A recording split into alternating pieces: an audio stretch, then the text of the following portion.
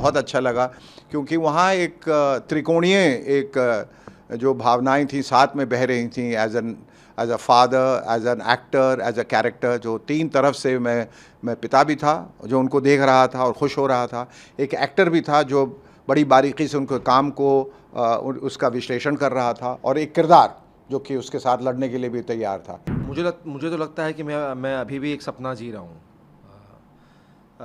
जिस पॉइंट पर मैं अपने करियर में था, मैंने ज़िंदगी में कभी नहीं सोचा था कि मुझे संजय लीला बंसाली सर के साथ काम करने का मौका मिलेगा। दुविधा भरे किरदार जो डार्क कैरेक्टर्स हैं, अंधेरों में हैं, जिनकी लेयर्स बहुत सारे हैं, ग्रे कैरेक्टर्स, वो ऐसे कैरेक्टर्स मैं बहुत करना चाहता हूँ। हर एक्टर के बकेट लिस्ट में संजय सर का नाम टॉप पर रहता है और मेरे लिस्ट में भी वही था, टॉप पर था। कि मिरेकल्स में मैं बिलीव करता हूँ और मेरे साथ बहुत एक मिरेकुलस मोमेंट हुआ है हीरा मंडी के साथ। आपने जो किरदार प्ले किया है जी, कैसा एक्सपीरियंस रहा आपका? मुझे तो लगता है कि मैं अभी भी एक सपना जी रहा हूँ। जिस पॉइंट पर मैं अपने करियर में था, मैंने ज़िंदगी में कभी नहीं सोचा था कि मुझे संजय लीला बंसाली सर के साथ काम करने का मौका मिलेगा। पर मैंने गलती की, गुस्ताखी की और एक बहुत बड़ा सपना देखने की कोशिश की, और फिर ये समझ में आया कि जब तक ज़िंदगी में बड़ा सपना नहीं देखेंगे तब तक आपके सपने पूरे नहीं होंगे। तो बहुत ही सरियल एक्सपीरियंस था, बिकॉज़ आप एक ऐसे निर्देशक के साथ काम कर रहे थे जिनको आपने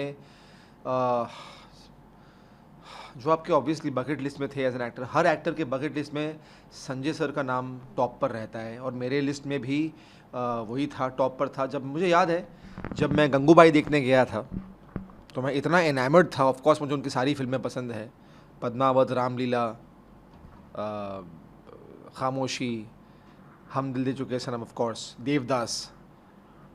तो मुझे यार गंगूबाई स्पेशली देखने के बाद मुझे लगा, यार क्या मुझे ज़िंदगी में कभी मौका मिलेगा क्या काम करने के लिए इनके साथ। और उसी के कुछ महीनों बाद, आई एम गेसिंग, और मे बी आफ्टर ईयर, जब मुझे श्रुति महाजन जी का कॉल आया और ये बताया गया कि वो ऑडिशन जो है वो हीरा मंडी के लिए है, तो फिर मुझे लगा यार, मैंने भगवान से जितनी प्रार्थना मैं कर सकता था वो सारी की। हर मंदिर गया, मैंने बोला भगवान प्लीज़ मेरा ऑडिशन सक्सेसफुल हो जाए।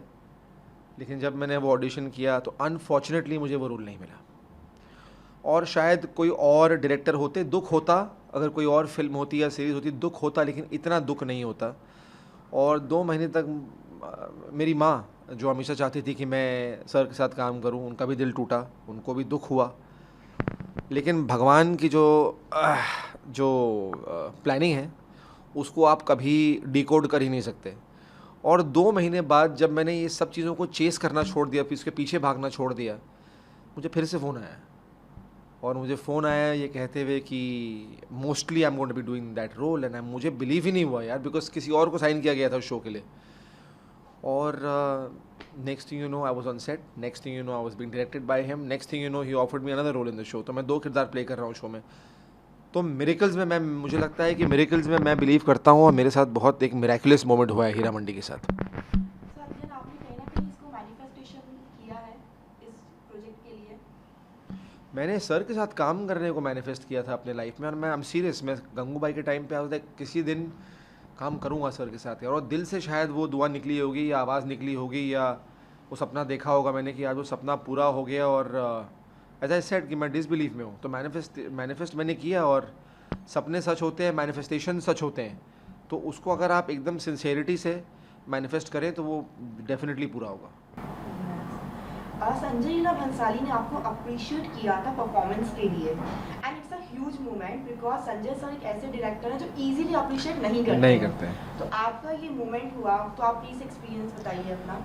वो मेरे लिए एक बैज ऑफ ऑनर था, मेडल की तरह है मेरे लिए, वो किसी अवार्ड से बड़ा है मेरे लिए। बिकॉज जब इंडस्ट्री में कोई दरवाज़ा खोलना नहीं चाहता था, तो उन्होंने हाथ पकड़ के मुझे इतना बड़ा जो है काम दिया, इतना बड़ा प्लेटफॉर्म दिया, उतनी ही इम्पोर्टेंस दी है जितनी ऑब्वियसली सबको दी गई है।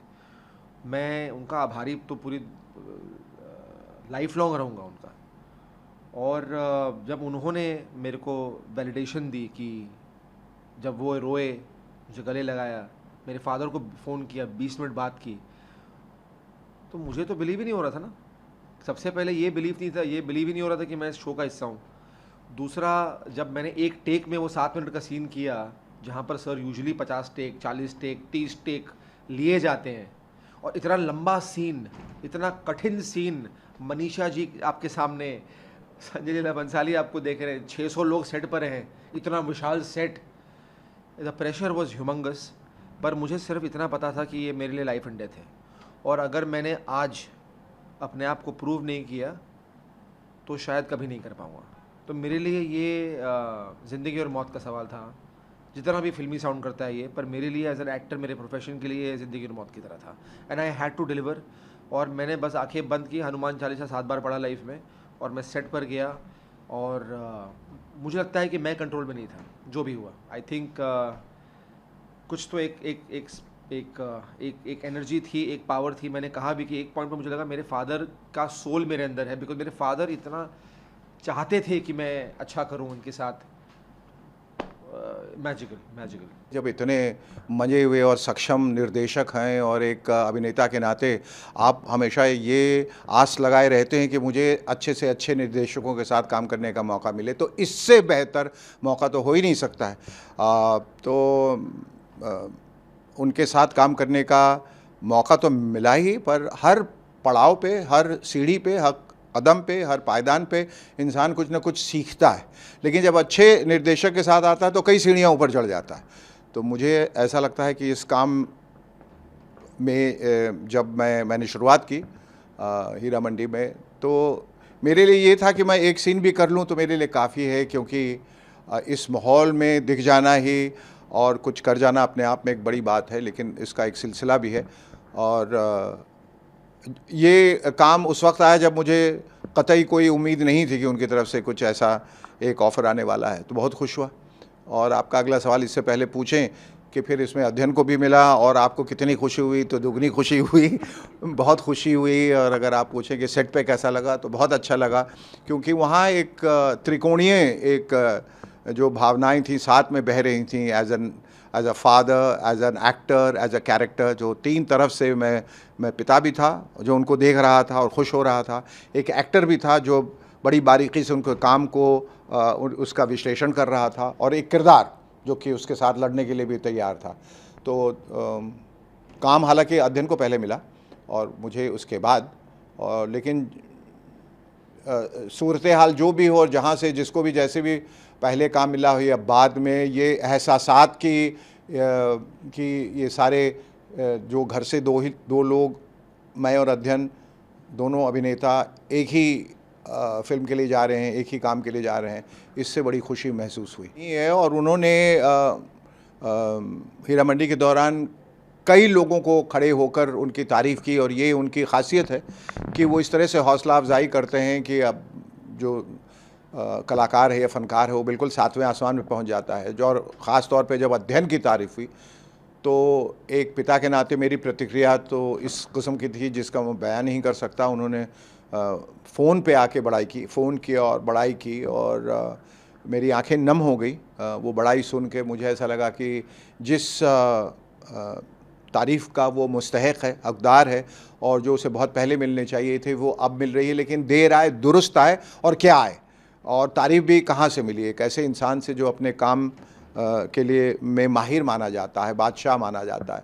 तो बहुत बहुत खुशी हुई, और मुझे इस बात की भी बहुत खुशी हुई कि अध्ययन को बहुत खुशी हुई, और अध्ययन का सेल्फ़ कॉन्फिडेंस जो है, उसका एस्टीम जो है, सेल्फ़ एस्टीम, वो बहुत बढ़ा। सर, आपको एज एन एक्टर आगे भी प्रोजेक्ट्स में देखेंगे? क्यों नहीं देखेंगे, कौन रोकेगा, मुझे देखना ही है। और मैं तो चाहता हूं कि मैं आगे बढ़ता जाऊं, और मैं तो हैरान इस बात पे हूं कि मुझे अब तक वो रोल्स क्यों नहीं मिले जो मैं, और ऐसा कोई रोल नहीं है दुनिया में जो मैं नहीं कर सकता, और मैं वो तमाम रोल्स करना चाहता हूं जिसको देखकर मेरे दर्शक जो हैं वो अचंभित हो जाए। उनमें से बहुत लोगों ने मेरा काम देखा और जानते हैं मैं क्या कर सकता हूं, बहुत लोग नहीं जानते, उनको बताने के लिए। देखिए, ये एक निरंतर एक प्रक्रिया है कि एक एक्टर को लगातार काम करके लोगों को बताने की, जताने की ज़रूरत होती है कि मैं ये भी कर सकता हूँ और बहुत अच्छे से कर सकता हूँ। तो मैं दुविधा भरे किरदार, जो डार्क कैरेक्टर्स हैं, अंधेरों में हैं, जिनकी लेयर्स बहुत सारे हैं, ग्रे कैरेक्टर्स, वो ऐसे कैरेक्टर्स मैं बहुत करना चाहता हूँ और ये उनमें से एक ऐसा कैरेक्टर है। तो एक इब्तदा जो है, शुरुआत बड़ी अच्छी है, क्योंकि जो नवाब उस ज़माने के हुआ करते थे और जुल्फ़िकार साहब जो हैं अपनी नवाबी में, अपने गुरूर, अपने सुरूर में रहते थे। ये लोग जो हैं वो अंग्रेज़ों के चापलूस भी हुआ करते थे, लेकिन ये कहीं ये जग ज़ाहिर नहीं होने देते थे कि ऐसा उन्होंने किया। तो बड़ी शान और शौक़त के साथ और सर उठा के मूँछों पे ताव दे के रहते थे, और ये अय्याशी भी किया करते थे, तवाइफ़ों के पास भी जाते थे, और मतलब सबको ये अपने एहसानों तले दबा दिया करते थे। और कभी प्यार में, मोहब्बत और इश्क में भी फंस जाते थे, और उस इश्क से होने वाले गलतियों में उलझ जाते थे। फिर वो उससे कैसे निकलते थे, लेकिन ये तय था कि अगर नवाब साहब के मूँछों पे बात आई या उनके शख्सियत पे अगर किसी ने उसको हिलाने की या बिगाड़ने की कोशिश की, तो फिर तलवारें खिंच जाती थी। तो अच्छा बेहतरीन कलाकार है, बेहतरीन रोल है, और जुल्फ़िकार जो है वो अपने आप में एक बेहतरीन कलाकार है, जो अपनी कलाकारी दिखाता रहता है, अपनी अदायगी दिखाता रहता है पूरी फिल्म में। रोल बहुत ज़्यादा लंबा नहीं है, क्योंकि ये एक तवाइफ़ों की दुनिया है, और उस दुनिया में नवाब अपनी जगह ढूंढ के अंदर घुस जाता है और फिर फंस जाता है, जैसे मैं कह रहा था। लेकिन ये कहानियाँ हैं, बहुत सारी लोगों की कहानियाँ। यहाँ 4 नवाब हैं, 6 तवाइफ़ें हैं, सब मिल के एक दूसरे के साथ क्या क्या समीकरण बनता जाता है, ये उसकी कहानी है हीरा मंडी। और भव्य एक उनकी खासियत ये है भंसाली साहब की कि वो एक आम साधारण दुनिया को भी अलौकिक एक दुनिया बना देते हैं, खूबसूरत दुनिया बना देते हैं। जो उनके दृश्य होते हैं, जो उनके किरदारों का जो पहरावा, पोशाक, जो सेट्स होते हैं, जो प्रॉप्स होते हैं, जो फानूस या इर्द गिर्द जो चीज़ें रखी हुई हैं, फव्वारे वगैरह, सब इतना एक बड़ा ही एक खूबसूरत जो है, इसको कहते हैं रमणीक दृश्य बन जाता है, जिसको जो देखते ही बनता है और आपकी इच्छा होती है कि बस इसको देखते ही जाएं, देखते ही जाएं, देखते ही जाएं। क्योंकि सिनेमा एक विजुअल मीडियम है, और सबसे पहले जो आप देख रहे हैं वो खूबसूरत लगना चाहिए। भले ही वो एक नाली हो, भले ही वो एक गंदा तालाब हो, वो भी खूबसूरत दिखना चाहिए। इसलिए आपने देखा कि गंगूबाई की जो दुनिया थी वो काफ़ी अंधेरों में थी, लेकिन फिर भी उसमें एक रोशनी पैदा की भंसाली साहब ने, वो खूबसूरत, उस दुनिया को खूबसूरत बना दिया। तो उसी तरह से हीरा मंडी, जो कि उस वक्त जो